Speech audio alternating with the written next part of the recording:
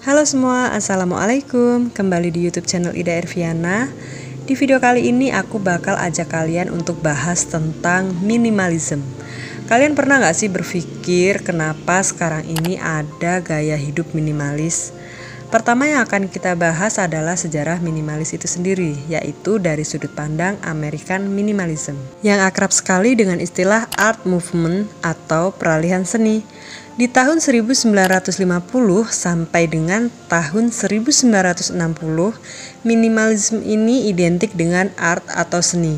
Mulai dari lukisan yang dulunya tampak berbagai objek, ramai, tampak berwarna-warni, dan patung-patung pun juga tampak lebih rumit ornamennya dibanding yang kita lihat sekarang ini.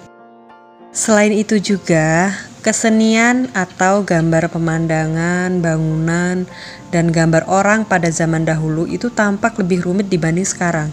Kalau sekarang biasanya yang kita lihat adalah gambar-gambar monokrom yang hanya ada satu objek atau bahkan tidak ada objek karena hanya ada garis bertumpuk, lingkaran, bulatan, dan pokoknya lebih sederhana dibanding pada zaman dahulu. Dan ada satu contoh yang sering banget kita lihat dalam kehidupan sehari-hari dan banyak sekali ada di sekitar kita, yaitu model bangunan.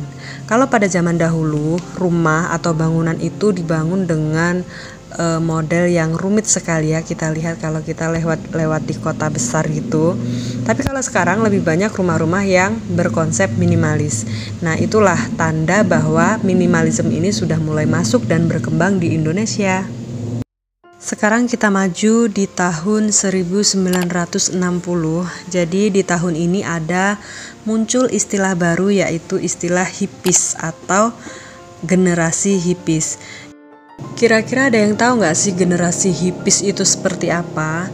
Jadi awal mulanya di Amerika itu ada sekelompok anak muda, dandanannya tuh sangat nyentrik, identik dengan rambut yang gondrong, baju yang urakan gitu ya. Terus mereka juga terkenal dengan seks bebas dan memakai obat-obatan terlarang.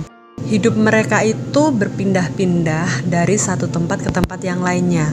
Misal dari Amerika Serikat mereka pengen pergi ke daerah Asia, ke daerah Timur, atau manapun tempat yang belum pernah mereka kunjungi. Dan hobi mereka itu nongkrong-nongkrong, pokoknya selalu bersenang-senang.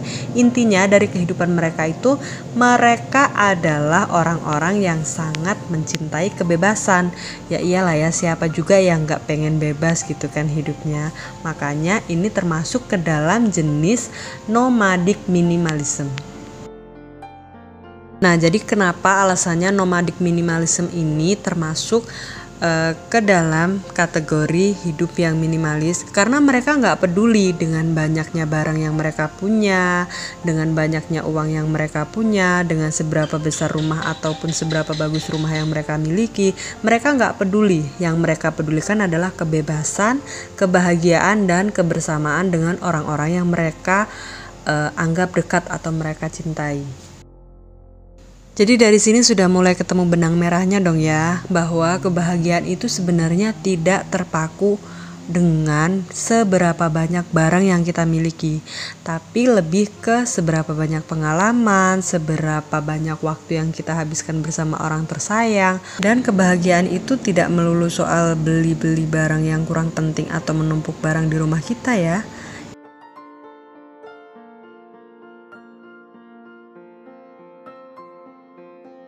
Dan pada zaman dahulu itu ada bapak yang bernama Seneca. Dia menuliskan, kalau dalam bahasa Indonesianya tuh bunyinya seperti ini.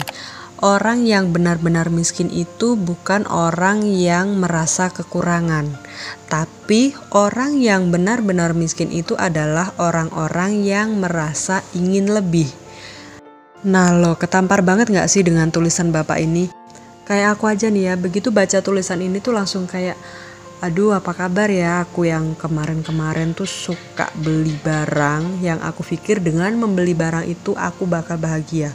Tapi ternyata enggak.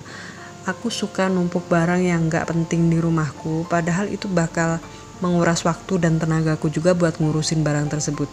Pokoknya intinya kita tuh harus bisa memanfaatkan betul-betul dan harus bisa bersyukur aja dengan apa yang sudah kita punya dan yang kita miliki saat ini.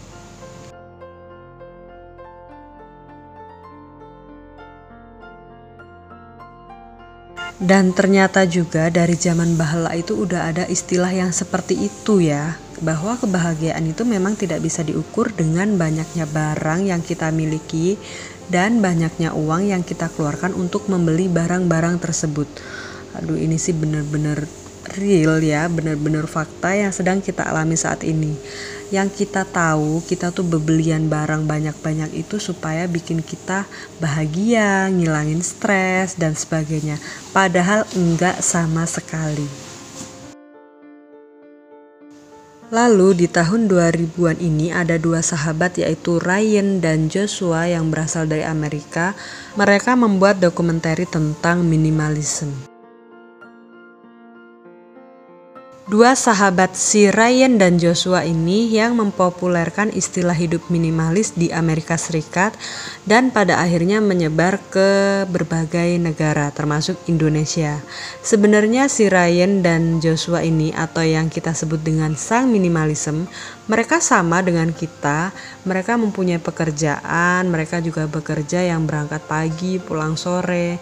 Mereka mempunyai penghasilan, mereka mempunyai kebutuhan dan mereka bisa memenuhi kebutuhan mereka selayaknya orang hidup di masa sekarang. Tapi kok kayaknya ada yang kurang. Mereka merasa capek aja gitu, bekerja dan bekerja. Setelah itu mereka habiskan uangnya untuk membeli kebutuhan dan barang-barang yang gak penting itu tadi. Dan akhirnya mereka memulai hidup minimalis, meskipun perjalanan hidup minimalis mereka itu gak singkat ya, sangat-sangat panjang. Dan pada akhirnya mereka berhasil untuk menjalankan hidup minimalis dan akhirnya ya itu tadi dibikin dokumenter minimalism. Nah itu tadi, jadi kenapa alasannya gaya hidup minimalis itu sudah berkembang di tahun 2000-an, karena memang sudah ada dokumenternya. Dan aku lihat sekarang di Indonesia juga sudah mulai banyak banget ya orang mencari tahu tentang gaya hidup minimalis, orang yang ingin menjalankan gaya hidup minimalis. Pokoknya sebenarnya nggak ada ruginya kita menjalankan hidup minimalis, hanya saja mungkin kita perlu beradaptasi. Itu tadi sejarah minimalis yang bisa aku share untuk kalian. Semoga bisa membuka wawasan kita dan pengetahuan kita tentang gaya hidup minimalis. Untuk kalian yang pengen tahu seputar gaya hidup minimalis, jangan lupa tonton video-videoku selanjutnya ya. See you next time and bye-bye.